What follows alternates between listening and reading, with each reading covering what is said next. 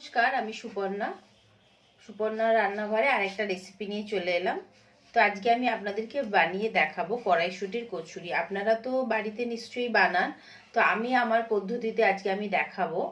আর যাতে এটাতে বেশি তেল না খরচা হয় বা তেল আমাদের শরীরের ভেতরে যাতে না যায়, তার জন্য আমি যে পদ্ধতিগুলো অ্যাপ্লাই করব, আপনারা যদি পুরো ভিডিওটা দেখেন তো খুব সুন্দর কড়াইশুঁটির কচুরি খুব তাড়াতাড়ি বানিয়ে নিতে পারবেন। তো এই যে আমি কড়াইশুঁটিটা দেখাচ্ছি আপনাদেরকে। এই যে এতটা আমি কড়াইশুঁটি নিয়ে নিয়েছি। এখন এটাকে আমি কাঁচা লঙ্কা আর অল্প একটু আদা দিয়ে মিক্সার গ্রাইন্ডে দাঁড়া পিসবো। ওটাকে একদম মানে মিহি করব না, একটু একটু ক্রাঞ্চি ক্রাঞ্চি ভাব থাকবে। তো এখন আমি ওর মধ্যে আপনাদের কড়াইশুঁটিটা আর যতটা পরিমাণ থাকবে সেই বুঝে, ঝালটা আপনারা যতটা খেতে পছন্দ করবেন সেই অনুযায়ী কাঁচা লঙ্কা আর আদাটা দিয়ে দেবেন। তো আগে আমি এটাকে মিক্সার গ্রাইন্ডে গ্রাইন্ড করে নিচ্ছি। এখন আমি কড়াইশুঁটির পুরটা বানিয়ে নিচ্ছি। তার জন্য আমি কড়াতে আগে কিছুটা রিফাইন তেল দিয়ে দিলাম।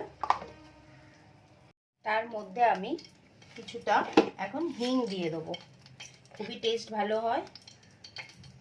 কিছুটা আমি হিং দিয়ে দিলাম, একটু বেশি করে দিলাম যাতে একটা সুন্দর গন্ধ আসে ওর মধ্যে। আর আমি কড়াইশুঁটি যে পুরটা বানিয়ে রেখেছিলাম সেটা দিয়ে দিচ্ছি এর মধ্যে, পুরোটা দিয়ে দিচ্ছি। আপনাদের বারবার বলছি যে আপনাদের কোয়ান্টিটি অনুযায়ী জিনিসগুলো কিন্তু দেবেন। আমি এখানে কোনো মাপটা বলছি না।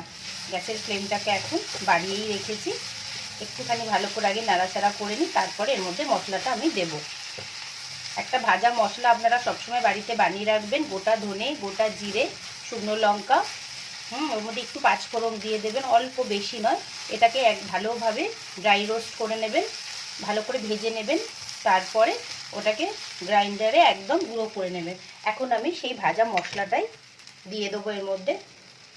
অল্প করে দেবো, বেশি দেবো না, কারণ হিঙের একটা গন্ধ আছে, কড়াইশুঁটির একটা গন্ধ আছে সুন্দর। এটাকে ভালোভাবে মিক্স করে নিচ্ছি। এইভাবেই আপনারা পুরটা রেডি করবেন। এর মধ্যে অল্প একটুখানি আমি চিনি দেবো, এটাতে পুরটা একদম ব্যালেন্স হয়ে যাবে। অল্প, বেশি নয় তাই বলে। এবার আমি এই ছোট্ট চামচে জাস্ট একটুখানি চিনি দিয়ে দিলাম, দিয়ে এটাকে ভালো করে মিক্স করছি। আর অল্প আমি এখানে একটুখানি ঘি দেবো, তাতেও এর পুরের টেস্টটা আরও ভালো হবে। এই ঘিটা আমি এখানে দিয়ে দিলাম, এতে টেস্টটা এর দ্বিগুণ ভালো হয়ে যাবে।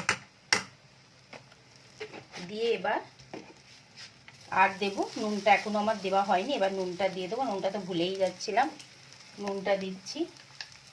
বেশি দিলাম না, অল্প করে নুন দিলাম, কারণ ময়দাতেও নুন আছে, যদি লাগে তখন পরে আবার টেস্ট করে দেব। তো এটাকে এখন ভালো করে একটু ফ্রাই করে নিচ্ছি, গ্যাসের ফ্লেমটাকে বাড়িয়ে দিচ্ছি। পুরটা আমাদের রেডি হয়ে গেছে। এই যে পুর আমাদের একদম রেডি। এইভাবেই পুরটা একবার আপনারা অবশ্যই করবেন, করে আমাকে বলবেন কেমন টেস্ট হয়েছে কচুরির।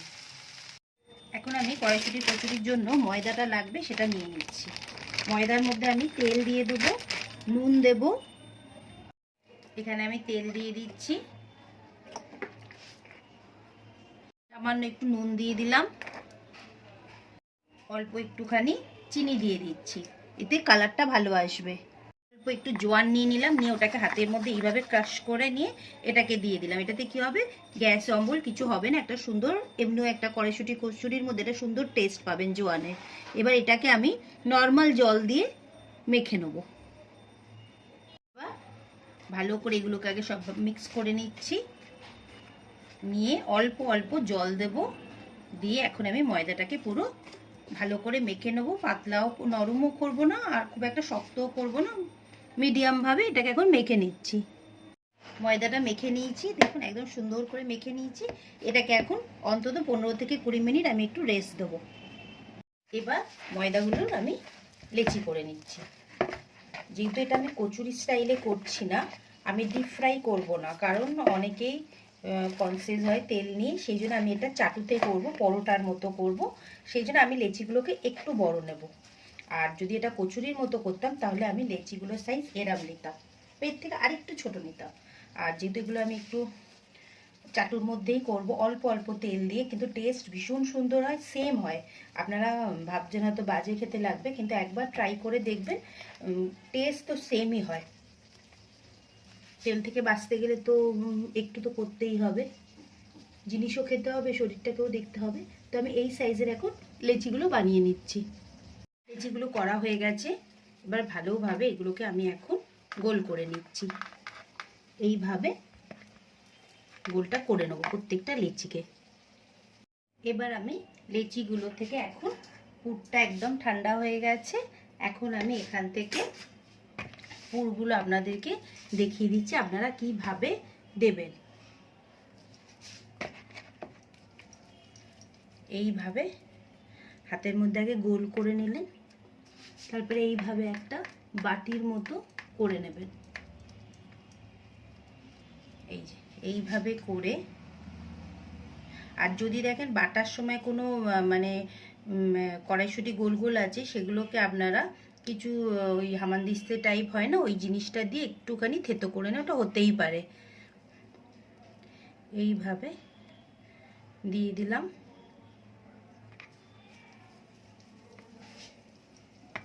দিয়ে এইভাবে কড়াইশুঁটির কচুরিটা আমি রেডি করলাম।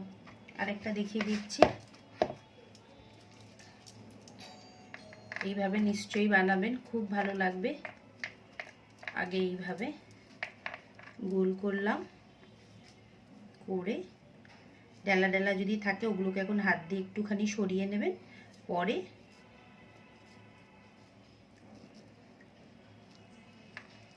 এইভাবে চিপলাম। আর যদি দেখেন যেটা টাইট হয়নি, তাহলে অল্প একটুখানি আপনারা ছাতু ব্যবহার করতে পারেন, তাতেও কোনো অসুবিধা নেই।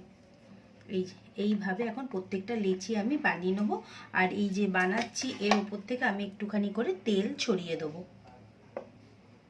আমি লেচিগুলোকে আস্তে আস্তে বেলে নিচ্ছি,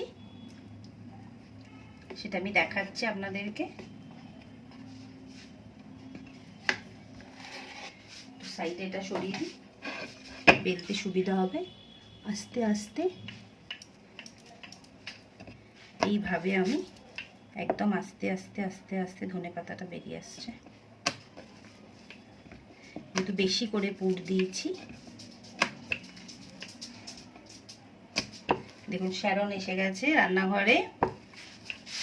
শ্যারন এদিকে আসো। এই দেখুন শ্যারনকে দেখবেন, আমার শ্যারন এটা, এই দেখুন শ্যারন এসে গেছে রান্নাঘরে দেখতে যে আমি কি করছি এখানে। শ্যারন খাওয়া হয়ে গেছে?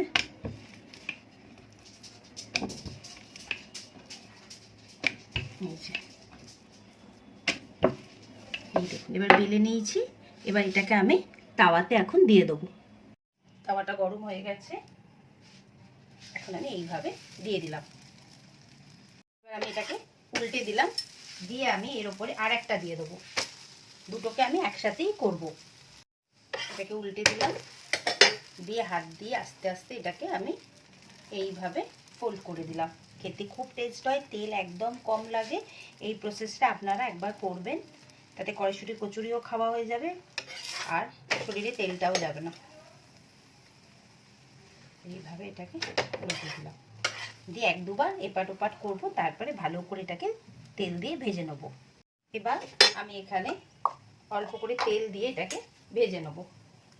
এইভাবে অল্প করে একটু তেল দিয়ে দিলাম, দিয়ে জিনিসটাকে সুন্দর করে ভেজে নেব। এইভাবে দেখুন, দেখতে তো ভালোই লাগছে, আপনাদের কেমন লাগছে সেটা বলবেন। দু সাইডে একদম লাল করে ভাজবো, তাতে কি হবে কড়াও হবে। এভাবে একটু চেপে চেপে দেবো, দিয়ে দিয়ে এইভাবে এটাকে উল্টে দেবো। আর সাইডে সাইডে যে তেলগুলো আছে ওটা দিয়ে আমাদের এটা পুরো ভাজা হয়ে যাবে। পছন্দ হলো আপনাদের আমার রেসিপিটা?